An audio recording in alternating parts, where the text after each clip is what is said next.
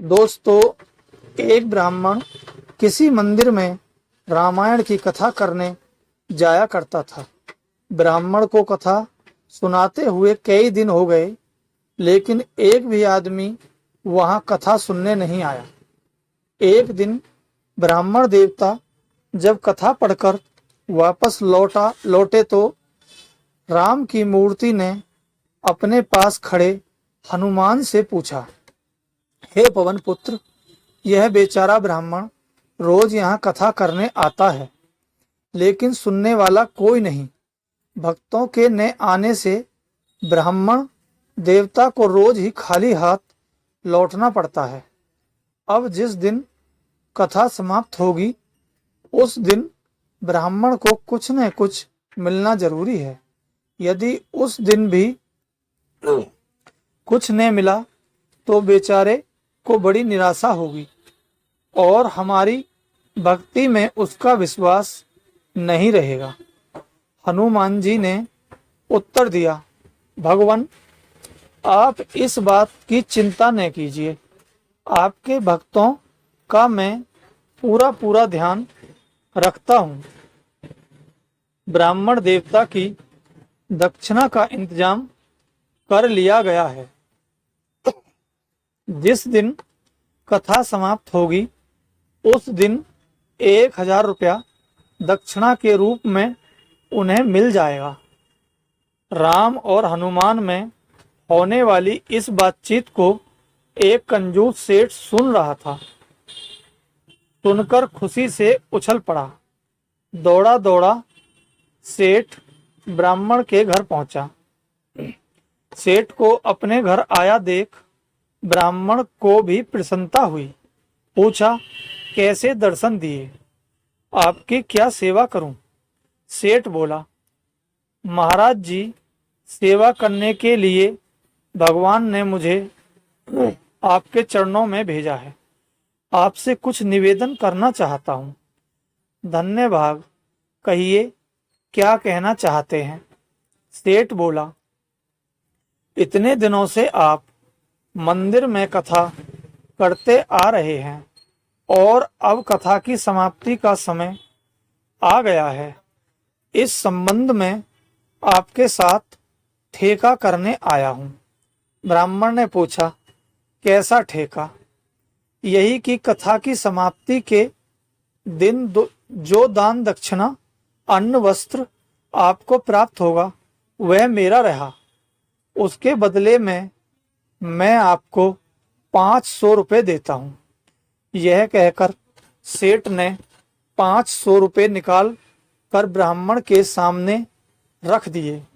ब्राह्मण को हंसी आ गई और बोला, सेठ जी, क्यों मेरी हंसी उड़ा रहे हो?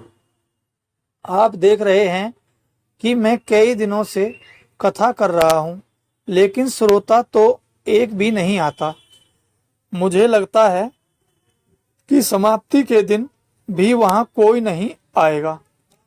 जब लोग ही न आएंगे तो दान दक्षिणा कहां से मिलेगी?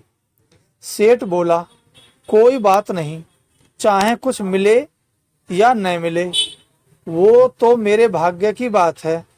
जितना मिलेगा वह मेरा रहा। उसके बदले में आप 500 रुपये रख लीजिए। सेठ के आग्रह पर पंडित जी ने रुपए ले लिए। वे मन ही मन प्रसन्न थे। जहां एक भी रुपया मिलने की आशा नहीं थी, वहां 500 रुपया उन्हें मुफ्त में आया। लग रहा था बात पक्की हो गई। कथा की समाप्ति के दिन सेठ जी ब्राह्मण को लेकर मंदिर पहुंचे। विधि विधान पूर्वक कथा आरंभ हुई। सेठ जी भक्ति भाव से कथा सुनते रहे। कथा की समाप्ति पर आरती हुई, लेकिन रुपया न मिला। सेठ जी ने सोचा, शायद भक्ति भाव और पूजा में कमी रह गई है। ब्राह्मण से बोले कि एक बार फिर भगवान की स्तुति करें। ब्राह्मण ने श्रद्धा से दोबारा स्तुति की और अपने घर लौट आए। रुपयों के लोभ में सेठ जी देर तक वहीं बैठे रहे। काफी समय हो गया, रुपया न आया तो हनुमान के आगे बार बार हाथ जोड़कर सिर झुकाने लगे। दोपहर हुई, फिर शाम हो गई। जब सेठ को रुपया मिलने की उम्मीद न रही तो उसे क्रोध आ गया। उसने पास पहुंचकर जोर की एक लात हनुमान जी की मूर्ति पर दे मारी। नतीजा यह कि लात के पड़ते ही सेठ की टांग वहीं फंस गई। तब तो लेने के देने पड़ गए। अपनी टांग छुड़ाने के लिए सेठ ने भरसक प्रयत्न किए, पूरा जोर लगा दिया, पर क्या मंजाल की टांग टस से मस हो। सभी दाव पेच बेकार हो गए। टांग फंसी तो फंसी रह गई। अब क्या किया जाए। चारों तरफ से रात का अंधकार घिरने लगा। अंधेरा होने पर राम की मूर्ति से आवाज आती सुनाई दी। भगवान राम हनुमान से पूछते हैं, हे हनुमान जी, आज तो ब्राह्मण देवता कथा समाप्त कर चले ही गए, लेकिन क्या हुआ? कुछ दान दक्षिणा उन्हें प्राप्त हुई या खाली हाथ लौटना पड़ा? हनुमान की मूर्ति से उत्तर मिला, प्रभु आपके भक्तों को खाली हाथ में नहीं जाने देता। ब्राह्मण देवता बहुत प्रसन्न है। कुछ दिन पहले 500 रुपया एडवांस में दिलवा दिया था और अभी 500 रुपये में टांग गिरवी रखी है। जब तक बाकी रकम नहीं मिलती टांग नहीं छोड़ूंगा। सेठ ने सुना तो उसकी आंखें खुल गईं। लगा कि 500 रुपया दिए बिना टांग नहीं छूटेगी।